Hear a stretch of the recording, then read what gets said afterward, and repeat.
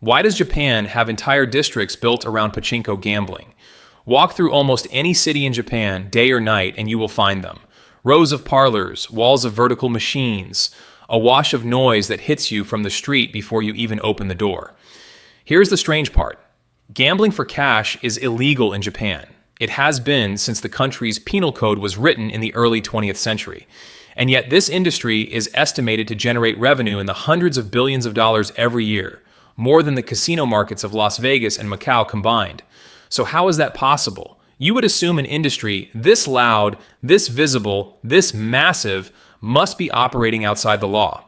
Technically, you would be wrong. Pachinko is not classified as gambling in Japan. Not on paper. And the reason comes down to one very specific, very deliberate legal structure built and maintained for decades in plain sight of regulators who know exactly how it works. Let's start with the game itself. A player buys a tray of small metal balls and loads them into a machine. A spring-loaded handle launches the balls upward, and they fall through a maze of pins and gates, land in the right pocket, and the machine pays out more balls. It looks, sounds, and feels exactly like a slot machine crossed with vertical pinball. What it is not supposed to be under Japanese law is a way to win cash. Japan's penal code, specifically Articles 185 and 186, criminalizes gambling. Habitual gambling, running a gambling house, taking a cut of gambling proceeds, all of it is a criminal offense. There is no ambiguity in the text.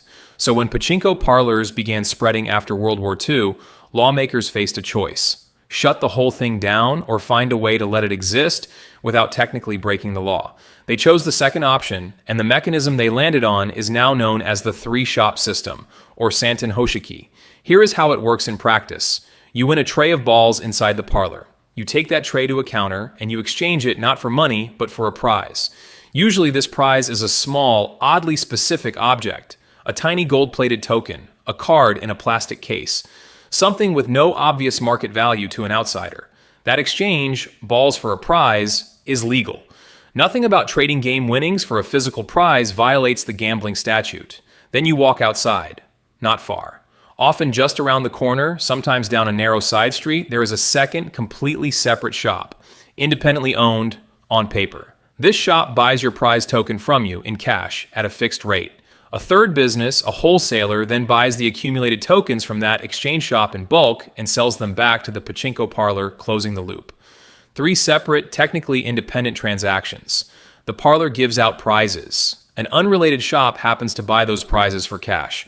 No single business in that chain ever exchanges game winnings directly for money. That is the entire loophole. Not a technicality buried in fine print, but a physical, walkable structure, repeated on street corners across the entire country. Why does the law allow prizes to be treated so differently from cash? Because Japan does not regulate pachinko under its gambling statutes at all. It regulates pachinko parlors under a completely different law, the Fueho, formerly the Act on Control and Improvement of Amusement Business. This is the same law that governs nightlife venues, dance halls, and adult entertainment establishments. In other words, pachinko is licensed and policed as an amusement business, not a gambling business. That single classification decision is what makes everything else possible.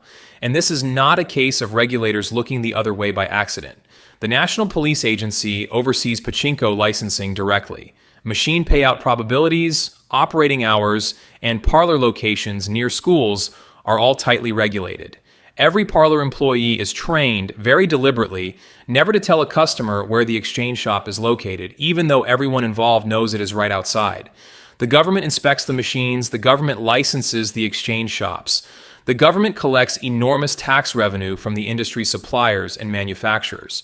This is not an underground operation the state is failing to notice. It is a system the state built, watches closely, and has chosen for nearly 80 years not to dismantle. So why not just legalize it outright and call it gambling? Part of the answer is history. Pachinko exploded in popularity during the post-war Reconstruction years, becoming deeply woven into daily working-class life, a cheap, accessible form of entertainment in a country rebuilding itself. By the time lawmakers might have wanted to intervene, the industry was already enormous, politically connected, and providing hundreds of thousands of jobs. Part of the answer is also that Japan's gambling laws are unusually strict compared to much of the world carrying real moral and cultural weight, so an outright legalization would have required a much bigger political fight than simply tolerating a workaround everyone already understood. Now picture how this actually plays out on a given afternoon.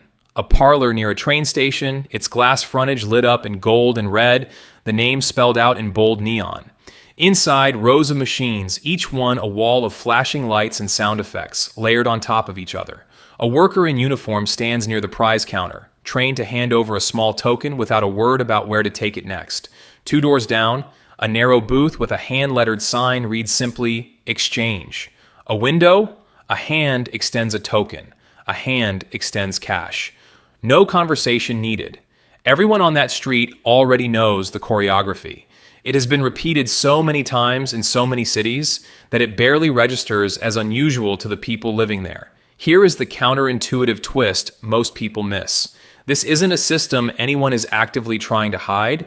It is closer to a formally agreed fiction, one both the industry and the government maintain, because dismantling it would be more disruptive than preserving it. Japan's Supreme Court has never directly ruled on whether the three-shop system itself is legal. For roughly 75 years, the arrangement has simply been left standing, tested but never struck down, regulated but never reclassified. There's a second layer to this story that rarely makes it into casual explanations. Because Pachinko is licensed as entertainment rather than gambling, winnings are not taxed the way official state-run gambling winnings are, such as those from Japan's legal horse racing. A player walking home with cash from an exchange booth is, on paper, walking home with proceeds from selling a personal item, not gambling income. The legal fiction doesn't just avoid the word gambling, it reshapes the tax and regulatory category the entire transaction falls into. What does this actually reveal? Beyond one unusual industry in one country?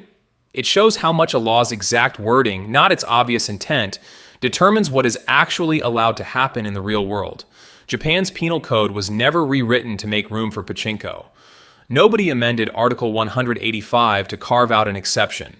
Instead, an entire industry was built around the literal boundary of what the sentence actually prohibits versus what it was probably meant to prevent. That gap, between the letter of a law and its spirit, is where enormous industries can sometimes live for generations, fully visible, fully tolerated, and technically compliant the entire time. It's worth asking where else that same gap might exist closer to home. Every country has rules written with a specific behavior in mind, and every country has people who read those rules literally instead of intuitively. Most of the time, that gap gets closed quickly.